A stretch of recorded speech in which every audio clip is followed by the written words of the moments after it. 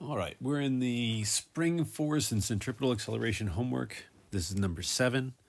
We have a car driving down the road. We see a hill in the road, and going over a hill is a form of circular motion because I'm moving my picture. Put that back. Because as I'm going over the hill, I am tracing a circle, as you can see that dotted line. And as I'm going down in this dip, I'm again tracing a circular path going down into that dip.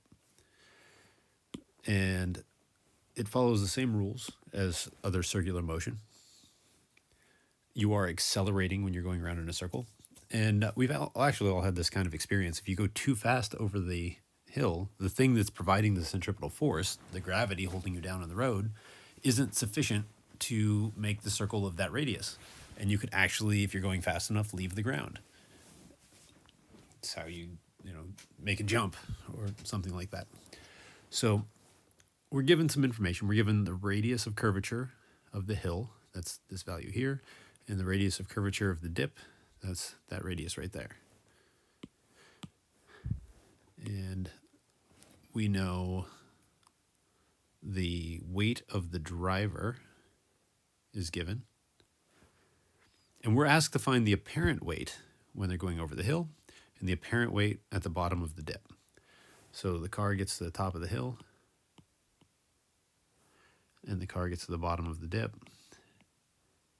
And it asks for the apparent weight of the driver at that point. We know what the weight is. That's the force of gravity on the person. But you don't feel like you're that weight when you're going over the hill, cresting the hill, or when you're at the bottom of the dip, because there's an acceleration happening, a centripetal acceleration. Imagine you're sitting on a scale on your car seat. The normal force that's holding you up, that's what the scale reads, isn't going to read your weight as you crest the hill, nor is it going to read your weight as it's going down in that dip. It's the same reason your stomach feels like it's dropping out when you go over a hill too fast. If I look at this first situation on the hill, the centripetal acceleration is going to be towards the middle of the circle, so it's going to be downward. That means the net force is going to be down. We know there's gravity acting on the driver, and there's a normal force acting on the driver. But since the centripetal force is the net force, and that's going downward, the gravitational force is going to be bigger than that normal force, which is what the scale would read and what we're trying to find, the apparent weight. And it's going to be bigger by an amount equal to the net force, which is the centripetal force. So in that first situation, the apparent weight is going to equal the gravitational force minus the centripetal force. The gravitational force is given in the problem. The centripetal force is going to equal mv squared over r. But we don't know m. We know v, that's given in the problem. We know r, also given in the problem. We don't know m, but we do know the weight down here. And the weight, Fg, is going to equal m times g.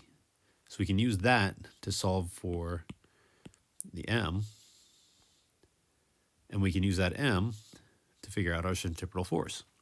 So Fg is given in the problem minus,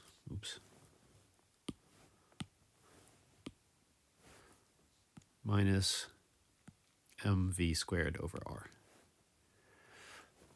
Same logical steps here. When we're in the dip, the net force is towards the middle of the circle. The centripetal acceleration, the centripetal force are pointed towards the middle of the circle, and they're going to be pointing up, which means the upward force must be bigger than the downward force.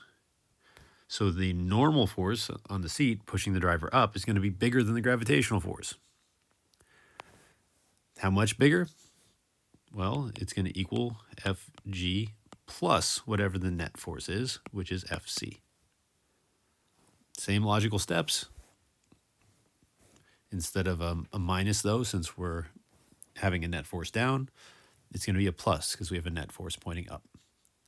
And that's how you're going to set that one up.